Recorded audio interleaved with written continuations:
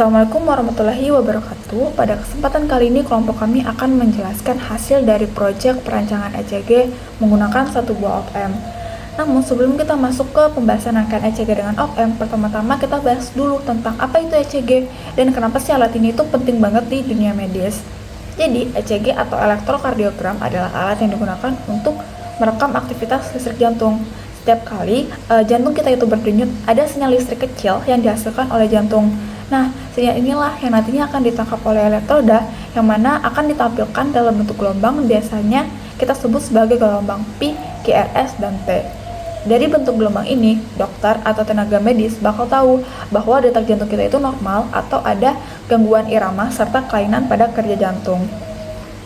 Meskipun ECG ini itu sangat berguna di dunia medis, namun alat ini juga memiliki beberapa kekurangan, yang mana desainnya itu cukup kompleks, seperti terdiri dari banyak tahap penguatan, filter, dan sistem digital yang memerlukan komponen dengan spesifikasi tinggi.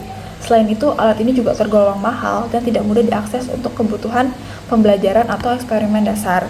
Untuk pelajar atau mahasiswa yang ingin memahami prinsip kerjanya, tentunya akan menjadi tantangan tersendiri. Karena itu, muncul sebuah ide untuk membuat versi sederhana dari ECG menggunakan komponen-komponen dasar elektronika.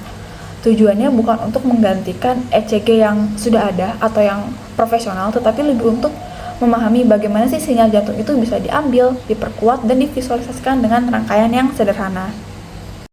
Pada pembuatan ECG yang sederhana ini, ECG ini dirancang memang untuk memahami konsep op-amp, dan op-amp yang digunakan yaitu op-amp LM741, di mana pemilihan LM741 ini merupakan komponen yang sangat luas dan sangat mudah untuk didapatkan serta lebih mudah untuk diimplementasi. Pada LM741 ini, walaupun merupakan op-amp yang bukan khusus untuk biofrekuensial dan bukan khusus untuk medis, ini bisa menggambarkan sebagai penguat untuk memvisualisasikan ECG dan sekaligus memperkenalkan fungsi dari penguatan serta pengondisian sinyal pada sistem ECG. Pada sinyal jantung ini ditangkap oleh elektroda karena memiliki amplitudo yang sangat kecil, yaitu sekitaran pada 0,5 sampai 5 mV, di mana sehingga ini membutuhkan penguat atau amplifier dengan perancangan gain, di mana menggunakan resistor untuk membentuk nilai penguatan yang besar, di mana pada rasio nilai resistor ini merupakan hasil feedback dan input dari total sistem tersebut. Selain resistor, di sini juga menggunakan pembagi tegangan, di mana ini menghasilkan tegangan yang lebih stabil untuk dimasukkan op-amp, dan fungsi bias ini penting agar sinyal AC di jantung dapat direpresentasikan dengan baik. Dengan rancangan ECG op-amp ini tidak hanya bertujuan untuk menampilkan sinyal jantung, tapi juga memberikan pemahaman tentang bagaimana sinyal biopotensial itu diolah, kemudian diperkuat dan distabilkan dengan menggunakan elektronika dasar, yaitu op-amp LM741. Nah, selanjutnya kita akan masuki ke studi pustaka mengenai op-amp. Nah, menurut Choksey, operasional amplifier atau op-amp merupakan komponen elektronik yang sangat penting dan umum digunakan dalam berbagai rangkaian elektronik modern. Op-amp itu memiliki kemampuan untuk memperkuat sinyal dengan penguatan tinggi dan dapat digunakan dalam berbagai aplikasi, mulai dari penguatan sinyal sederhana hingga pengolahan data sinyal yang lebih kompleks, dan juga sistem kendali. Nah, dasar-dasar karakteristik dan prinsip desain op-amp itu sangat diperlukan untuk memahami penggunaannya dalam berbagai bidang seperti elektronika analog, instrumentasi, dan sistem kontrol. Nah, karakteristik utama dari operasional amplifier adalah open loop gain yang sangat tinggi. Biasanya dapat mencapai ke angka puluhan ribu. Open loop gain ini adalah penguatan yang terjadi ketika tidak ada umpan balik pada rangkaian. Selain itu, op-amp memiliki impedansi input yang sangat tinggi, sehingga hampir tidak membebani sumber sinyalnya. Impedansi input yang sangat tinggi ini tuh penting untuk menjaga integritas sinyal yang diperkuatnya. Namun pada prakteknya, terdapat variasi kecil pada karakteristik op-amp yang perlu diperhatikan dalam desain rangkaian agar mencapai performa yang optimal.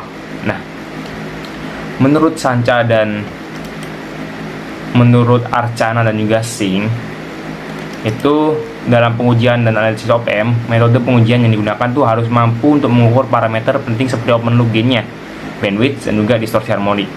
Studi dari Arca dan juga Sin itu menjelaskan mengenai prosedur pengujian OPM, menunjukkan bahwa metode tradisional dengan model dua kutub seringkali tidak cukup akurat untuk amplifier dengan penguatan dan bandwidth yang tinggi.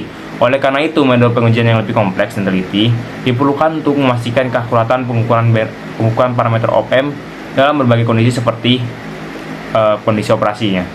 Nah, pengembangan desain OPM juga terus berjalan dengan fokus pada efisiensi daya dan juga peningkatan performa penguatan.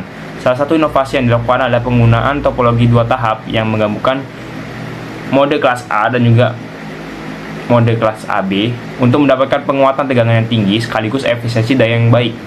Pendekatan ini memungkinkan OPM untuk yang dihasilkan memiliki penguatan yang besar, bandwidth optimal juga distorsi yang rendah, sehingga cocok digunakan untuk aplikasi yang menuntut kinerja tinggi dan konsumsi daya rendah.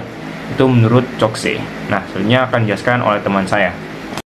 Alat dan bahan yang digunakan dalam proyek ini terhitung relatif sederhana. Inti dari rangkaian adalah sebuah op-amp yang digunakan dalam percobaan ini adalah LM741. Meskipun op-amp umum lain juga bisa digunakan. Selain itu diperlukan 5 resistor dengan nilai tertentu serta satu baterai 9 volt sebagai sumber tegangan tunggal. Nah, kemudian elektroda untuk menangkap sinyal biopotensial digunakan. Dalam proyek ini bisa menggunakan elektroda yang non-invasif dan kemudian konektor elektroda. Nah, kemudian kita membutuhkan breadboard karena rangkaian akan dipasang pada breadboard agar mudah dirakit dan diuji. Dan untuk pengolahan dan visualisasi sinyal output dapat digunakan kabel USB untuk menghubungkannya ke komputer. Nah, kemudian karena kita tidak menggunakan baterai, kita untuk memvisualisasikannya menggunakan NMIDAC. Nah, kemudian proses pembuatan dan metodenya. Proses pembuatan dimulai dengan kita pertama itu merangkit rangkaian op-amp dan resistor pada breadboard sesuai dengan skema yang telah diberikan dalam rangkaian tersebut. Kemudian resistor R1 dan R2 membagi tegangan dari sumber daya untuk menciptakan titik tengah sebagai ground virtual bagi sistem. Kemudian resistor lain, resistor ketiga, keempat, kelima mengatur gain dan bias input pada sinyal tubuh. Dengan resistor ketiga memiliki nilai tinggi 10 mega ohm agar tubuh dapat diikat pada tegangan referensi internal. Elektroda kemudian dihubungkan ke titik input pada pada C1 dan C2 pada rangkaian, serta satu elektroda menjadi ground, yang akan disambung dengan ground system dan pada ground systemnya. Nah, kemudian output dari op-amp dihubungkan ke komputer menggunakan kabel USB dan juga kemudian MIDAC akan diberikan sesuai dengan skema yang telah ada. Nah, kemudian hasil yang dapat didapatkan adalah hasil proyek ini menunjukkan bahwa meskipun rangkaian kita ini terbilang sangat sederhana, dalam demonstrasi kita ini, sinyal jantung yang diperoleh telah cukup jelas untuk pengamatan dasar. Tapi, terdapat beberapa noise yang dapat diakibatkan karena lingkungan yang tidak memadai, ataupun banyaknya sumber elektrik yang dapat mengganggu sinyal yang dihasilkan. Selanjutnya adalah penjelasan mengenai hasil. Op-amp berfungsi untuk menguatkan sinyal kecil dari elektroda ECG sehingga sinyal yang tampil menunjukkan bahwa penguat sudah berfungsi. Sinyal yang tampil menunjukkan pola gelombang periodik dengan bentuk yang mirip sinusoidal yang sedikit berderau atau noise. Hal ini menandakan bahwa output berhasil menangkap perubahan potensial listrik dari sinyal jantung, namun belum sepenuhnya bersih. Selanjutnya adalah kendala yang terjadi pada proyek kami. Yang pertama adalah grounding yang tidak stabil. Yang kedua adalah penggunaan elektroda. Penggunaan elektroda yang kurang sesuai juga dapat membuat sinyal lemah dan juga mudah terkontaminasi oleh noise. Dan yang ketiga adalah kapasitor atau resistor op-amp yang kurang sesuai. Pemilihan nilai komponen filter RC yang kurang optimal dapat membuat frekuensi cut-off tidak sesuai dengan spektrum ECG.